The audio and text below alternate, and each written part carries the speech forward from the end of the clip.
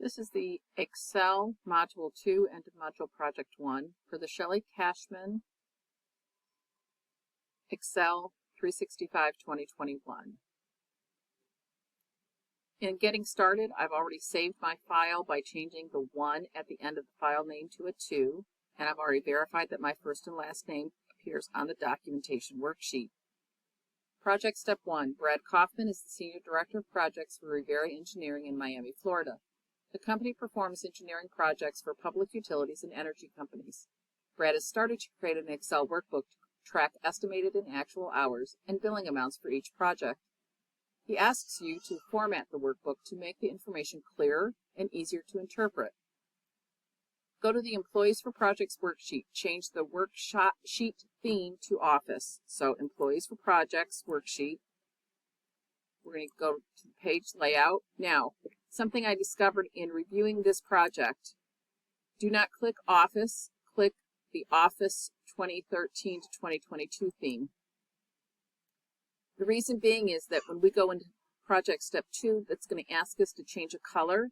If you don't have the right theme, you'll not get the right color. So now Project Step 2, in cell A1, we're already on cell A1. They want us to change the font size from 19 to 18, so we're just going to go here and change it to 18. And they want us to change the fill color to blue, accent 1, lighter 80%. So blue, here's your blue, accent 1, lighter 80%. Project Step 3, center the values in the range B3 through B9. Alignment is right here.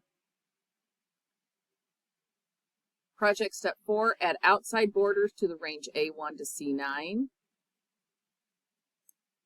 So you just want outside borders. So you'll click outside borders.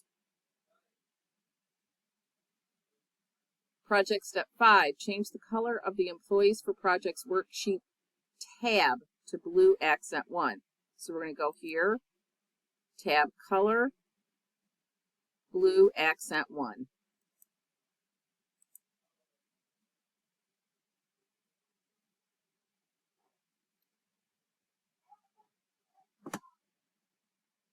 Project Step 6, go to the Project Tracking worksheet. In cell B2, change the date format of cell B2 to short date. So you're just going to come up here to date, and you can click the drop down to short date. And then we want to resize column B to its best fit. So you're going to just click, so you've highlighted cell, column B.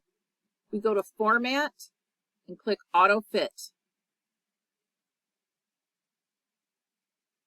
Project Step 7, display the values in the range D4 to D13, D4 to D13, with 1 decimal place. This is super easy. Right here, you can add a decimal or take away a decimal. We're going to add a decimal. In cell F4, insert a formula without using a function. So you'll remember from last time, that means we're just going to hit equals. And then we're going to multiply Aubrey Irwin's estimated hours, cell D4. So pop in D4. You don't have to have the capital. And we're multiplying. So that is your asterisk. And his pay rate, which is E4. And then we're just going to hit enter. And there it has done the estimated billings. Then fill the range F5 through F13 with the formula in cell F4. So we're just going to use the fill handle. And there we have it. Now,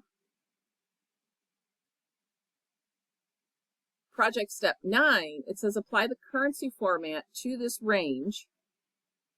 So we're going to apply currency using a $sign and 2 decimal places. Well, when we hit currency, it automatically gave us the 2 decimal places. Project Step 10, Display the values in the range K4 through K13. So we need to go through K4 to K13 as percentages.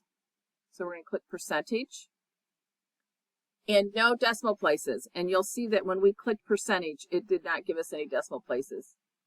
Use conditional formatting. So we're going to go up here to conditional formatting and highlight cells rules to format cells containing a value greater than, and we're just going to put in 10%. And it already says light red fill with dark red text, and click OK. And there's your conditional formatting. In range H4 through H13, we're going to use conditional formatting, data bars, gradient fill blue data bar, gradient fill light blue. We want regular blue. Yep, there we go. Now, what this does, it's actually letting you see the largest items, okay, and it decreases from there. We're now up to project step 12. In cell G14, we want to insert a formula using the average function that calculates the average amount of actual hours worked from G14 through G13. So we go up here, and average happens to be commonly used, so it's in my list here. So we're going to click average. Now, when you do a function like this, it's going to guesstimate where they think the range should be. You can change it. Notice how these numbers are highlighted here. But in this case, it guessed right. So I'm just going to hit enter, and we're all set. Project step 13. In cell G15, which is where we went after I hit enter, insert a formula using the minimum function that calculates the minimum amount of actual hours worked in that same range that we just did a minute ago. So now we've got minimum. Now, notice here, it's guessing up to 14, but we don't want it up to 14. We only want it up to 13. So we're going to click right here and just change that 4 to a 3. So now it's the correct range, and hit enter. So 82, which is correct, see right there, 82 is the least amount of hours worked. Project step 14, in cell G16, again, that's where we are since we hit entered. Insert a formula using the max function that calculates the maximum amount of actual hours worked in that same range. Going back up to our function, please excuse my mouse, it's being a little flaky. Again, it's guesstimating all the way to 15. We only want to go up to 13, so we're going to click here and change the 5 to a 3, hit enter, and there we go. That is it for this project. So if you can find your way around an Excel sheet, this one is not very difficult, but it shows you some great features that you can use on your Excel sheet. Let's get it submitted and see how we do. Okay, so on this particular project, I received 93 out of 100. So let's see what went wrong. Right here it says change the number format. In the project tracking worksheet, change ranges 4 through 13 should be formatted using currency number format with a $sign and 2 decimal. Well, let's go look at that. 4 through 13. What? Okay, sorry, need to look again. Whoops. F4 through F13. F4 through F13. Now, we see that it's a $sign. We see there's 2 decimal places, yet it marked it wrong. What probably happened is this. This is a great example of things that can be marked wrong that aren't necessarily wrong. They probably wanted me to go up here and click on currency and then click on $sign with 2 decimals. But I did the shortcut version by just clicking currency right there. Now, Both ways are correct. In this scenario, if you're dying to get 100,